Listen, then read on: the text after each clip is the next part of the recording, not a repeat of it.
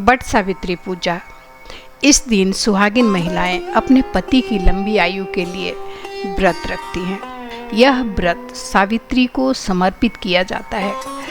मान्यता है कि ज्येष्ठ माह के कृष्ण पक्ष की अमावस्या तिथि को ही सावित्री ने अपने पति सत्यवान के प्राण यमराज से बचाए थे। तभी से इस दिन वट सावित्री व्रत रखा जाता है। इस दिन व्रत करने से अखंड सौभाग्य की प्राप्ति होती है। विधि विधान से पूजा अर्चना के अलावा इस दिन वट सावित्री व्रत कथा भी सुनने की प्रथा है। एक बार प्रेम से बोल दीजिए, ओम नमो भगवते वासुदेवाय नमः। तो चलिए कथा प्रारंभ करते हैं। देवी पार्वती जी ने शंकर जी से कहा, हे देवताओं के भी देवता, जगत के पति शंकर भगवान, प्रभास क्षेत्र में स्थित ब्रह्मा जी की प्रिया जो सावित्री देवी हैं, उनका चरित्र आप मुझसे कहिए। जो उनके व्रत का महात्म्य हो और उनके संबंध का इतिहास हो, एवं जो स्त्रियों के पति व्रत को देने वाला, सौभाग्यदायक और महान उदय करने वाला हो। तब शंकर भगवान ने कहा, हे महादेवी, प्रभास क्षेत्र में स्थित सावित्री के असाधारण चरित्र को मैं तुमसे कहता हूँ। हे माहेश्वरी, सावित्री स्थल नामक स्थान में राजकन्या सावित्री ने जिस प्रकार से उत्तम वट सावित्री का पालन किया, उसे मैं आपको सुनाता हूँ। मद्र देश में एक धर्मात्मा राजा रहता था, जो सभी प्राणियों के हित में तत्पर रहता था। उनका नाम अश्वपति था। धर्मात्मा, क्षमाशील, सत्यवादी होने पर भी राजा संतान रहित था। एक समय में वह राजा प्रभास क्षेत्र में यात्रा करते हुए पहुंचा और सावित्री स्थल पर आ गया। वहां पर राजा ने अपनी रानी के साथ इस व्रत को किया, जो सावित्री व्रत नाम से प्रसिद्ध सभी प्रकार की कामनाओं को पूर्ण करने वाला है। भूर्भुवस्वः इस मंत्र की साक्षात मूर्ति बनकर स्थिति श्री ब्रह्मा जी की प्रिया सावित्री देवी उस राजा पर प्रसन्न हुई। कमंडलू को धारण करने वाली वह सावित्री देवी दर्शन देने के बाद पुनः अदृश्य हो गई। लेकिन देवी के दर्शन के पुण्य से कुछ दिनों बाद राजा अश्वपति के घर देवी के समान रूप वाली कन्या का जन्म हुआ, जो देवी सावित्री के अंश से ही उत्पन्न हुई थी। देवी सावित्री की प्रसन्नता से प्राप्त तथा सावित्री की पूजा करने के बाद उत्पन्न कन्या का नाम भी सावित्री रखा गया। वह राजकन्या देवी लक्ष्मी के समान शोभित होती हुई बढ़ने लगी और धीरे धीरे सुकोमल अंग वाली वह कन्या यौनावस्था को प्राप्त हुई। नगरवासी उस कन्या को देखकर यही समझते थे कि वह कोई देव कन्या है। कमल के आसन, विशाल नेत्रों वाली एवं तेज से अग्नि के समान प्रज्वलित होती हुई वह सावित्री महर्षि भृगु द्वारा कहे गए सावित्री व्रत को करने लगी।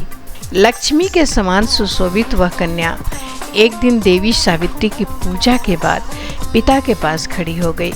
उस समय पुत्री की युवा अवस्था को प्राप्त हुए देखकर राजा ने मंत्रियों से सलाह किया। इसके बाद राजा ने सावित्री से कहा, हे पुत्री, तुम्हें योग्य वर को देने का समय आ गया है। मुझसे कोई तुम्हें मांगने के लिए भी नहीं आता और मैं भी विचार करने पर तुम्हारी आत्मा के अनुरूप वर को नहीं ढूंढ पा रहा हूँ। अतः हे पुत्री, देवताओं के निकट मैं जिस तरह से निंदनीय ना हूँ, वैसा तुम करो। मैंने धर्मशास्त्र में पढ़ा और सुना भी है कि यदि पिता के गृह में रहती हुई विवाह के पहले जो कन्या रजो धर्म से युक्त हो जाती है, उसके पिता को बड़ा पाप लगता है।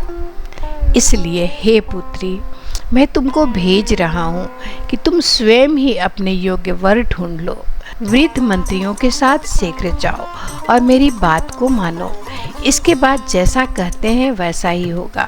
ऐसा कहकर सावित्री घर से निकलकर राज ऋषियों के साथ तपोवन की ओर चल पड़ी और वहां पहुंचकर माननीय वृद्धजनों को प्रणाम करके सभी तीर्थों और आश्रमों में जाकर पुनः मंत्रियों के साथ सावित्री अपने महल को लौट आई।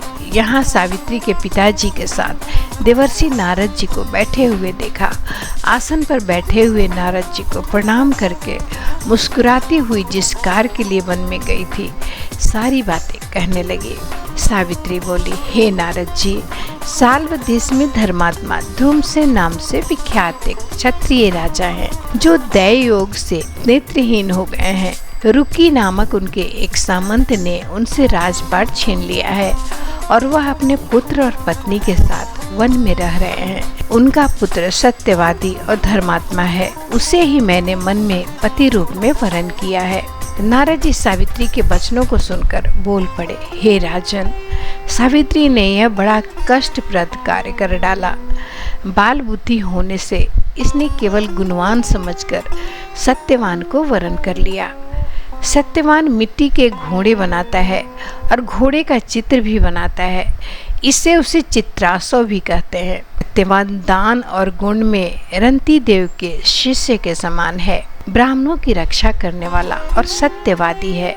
राजा ययाति के समान उदार, चंद्रमा के समान प्रिय लगने वाला, रूप में दूसरे अश्वनी कुमार के समान और धूमसेन के समान बलवान है, लेकिन उसमें केवल एक दोष है, दूसरा कोई नहीं, क्योंकि सत्यवान आज से ठीक 1 वर्ष पर छिनायु हो जाने से देह त्याग देगा। राजा ने कहा, हे महर्षि, राजा जब एक बार किसी को वचन दे देता है, ब्रह्मावेता एक ही बार कहते हैं और एक ही बार कन्या दी जाती है। ये तीनों कर्म एक ही बार किए जाते हैं, बार बार नहीं। दीर्घायु हो अथवा अल्प आयु हो, गुणवान हो अथवा निर्गुण, वर को एक ही बार वर्णन किया जाता है। अब दूसरे वर को वर्णन हम नहीं करेंगे। नारद जी ने कहा, हे राजन, यदि आपको उचित लगता हो तो अपनी पुत्री सावित्री का कन्यादान शीघ्र कर डालिए। राजा शुभ मुहूर्त विधि विधान पूर्वक सत्यवान के संग सावित्री का विवाह करवा दिया। सावित्री अपने पति को पाकर ऐसे प्रसन्न थी जैसे कोई पुण्यवान पुरुष स्वर्ग को पाकर प्रसन्न होता है। सावित्री उस सत्यवान के साथ आश्रम में रहते हुए नारद जी की कही हुई बातों को याद करती रहती थी और उस दिन को गिनती रहती थी कि जब सत्यवान देह त्याग कर चले जाएंगे।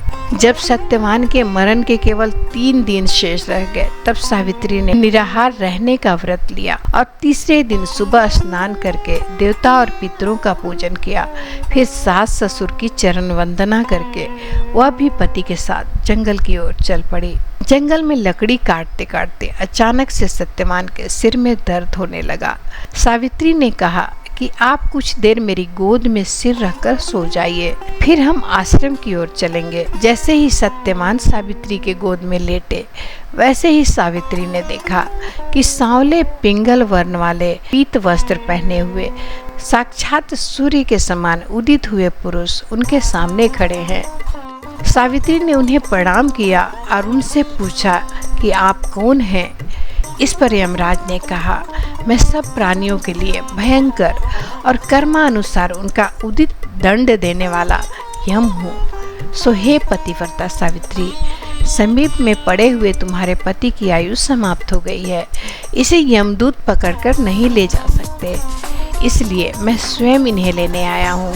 ऐसा कहकर फांस लिए हुए यमराज ने सत्यवान के शरीर से अंगुष्ठ मात्र शरीर वाले जीवात्मा को बलपूर्वक निकाल लिया।